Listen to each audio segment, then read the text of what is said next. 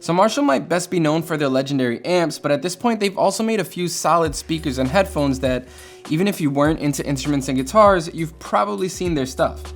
Now, a lot of their previous products were pretty good, but I think they've finally nailed what most people want in a home audio speaker.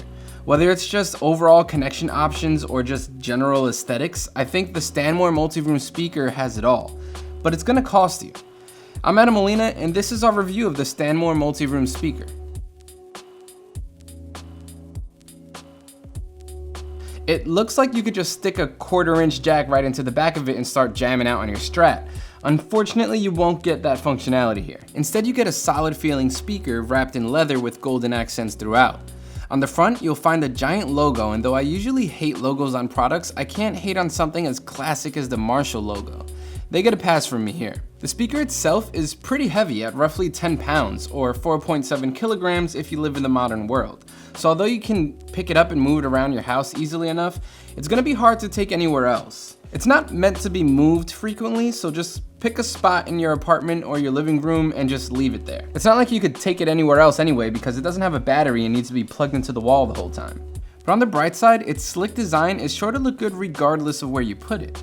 I tried to put it on my kitchen table, my coffee table, and on the kitchen counter, and it didn't look out of place on any of them. So design-wise, you can't knock Marshall for sticking to this look because it works. Along the back are some inputs, which include one for the power source, one for RCA, and micro USB input. If you like to connect to your speakers via the standard 3.5mm cables, don't worry, Marshall has kept that input, you just won't find it on the back.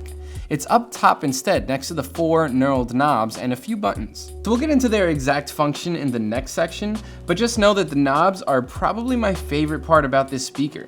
The volume knob, treble knob, and bass knob are buttery smooth to turn, and the last input knob has a satisfying click when you switch between inputs. That last knob also acts as a button for selecting the input with just the right amount of tactile feedback.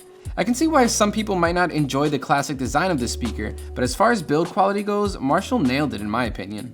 So as you may have guessed from the name, the Stanmore multi-room speaker can in fact be connected to other speakers for a multi-room experience. Unfortunately, I only have one speaker, so I can't attest to how well that works, but it exists. There you go. There are 3 speakers in the lineup, with the Stanmore being the one right in the middle, the medium-sized one. Naturally, this means that the speaker connects to Wi-Fi, so you're gonna have to download an app to set it all up. Once connected, you can take advantage of the good things that come from having a Wi-Fi speaker, like internet radio stations that you can save to one of the 7 presets on the speaker. Plus, you get 2 smaller physical buttons next to the knobs that let you skip between tracks, which is super useful. You can also pause or play music by pressing down the input button, though there is a second or 2 of lag, which is a bit annoying. It's also fully compatible with AirPlay, Chromecast built in, and Spotify Connect. So once you have it all set up with your Wi-Fi, playing music on it is dead simple. Of course, connection was flawless in my experience, with 0 skips or stutters, because I don't think my apartment is big enough to be out of Wi-Fi range. Hell, I don't know if my apartment building is big enough to be out of Wi-Fi range. That said, if you do miss being limited by range, you could always connect to the speaker via Bluetooth because it has that option as well. So as you might expect from a speaker of this size, the Stanmore gets loud, with 50% volume being more than sufficient to hear throughout my entire apartment, and 70% volume bordering on my neighbors hate me levels. What I like about this speaker is that just like the amps that Marshall makes, you can choose where you want to put the emphasis, with 2 knobs up top controlling bass or treble. Because the speaker is so big, it's no surprise that it does have a pretty great low end. The bass line in the song, and I'm gonna butcher this, En el Muelle de San Blas by Maná, is full of depth and weaves in and out of the songs with ease. In a weird way, it's almost like the bass guitar sounds so good because if you go to a live show, chances are the bass will be played on an amp much like this one, so maybe my ears are just a little biased. To be fair, that also has a negative effect on the drums in my opinion. Where bass lines felt smooth and controlled, drum kicks sounded a little hollow to me. That was also the case with some songs when it came to the mids. I found that clarity in the bass made things ever so slightly muddy, and I ended up upping the treble and lowering the bass knobs by 10% each just to try and force some separation in the song Hello Cruel World by Dent May. Though to be fair, it kind of fixed itself at higher volumes, this was definitely helpful at lower ones. When it came to the high end, I found that the Stanmore did a pretty great job at avoiding harshness in the bells during the intro of Little Wing by Jimi Hendrix, without sacrificing any of the grittiness from the guitar slides. Besides the fact that the Stanmore just isn't that portable, there isn't really anything that stands out as a major complaint to me. And though it irks me to say it, I guess you could qualify the sound quality as warm. It just gives more emphasis to the lower mids and bass, which to some people you might like it. Like, it reminds me of being 16 in my room with a guitar.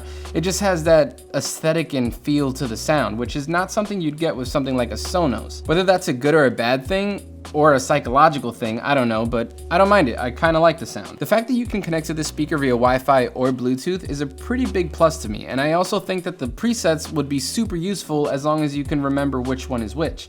I think a tiny LED screen or something that just shows you what the preset is would be super helpful, but that would also probably make the speaker more expensive, and this is already a $450 speaker as it is. At that price, it's kind of hard to recommend, to be honest, because if you're gonna be outfitting your house with wireless speakers, you're probably just gonna go the Sonos route.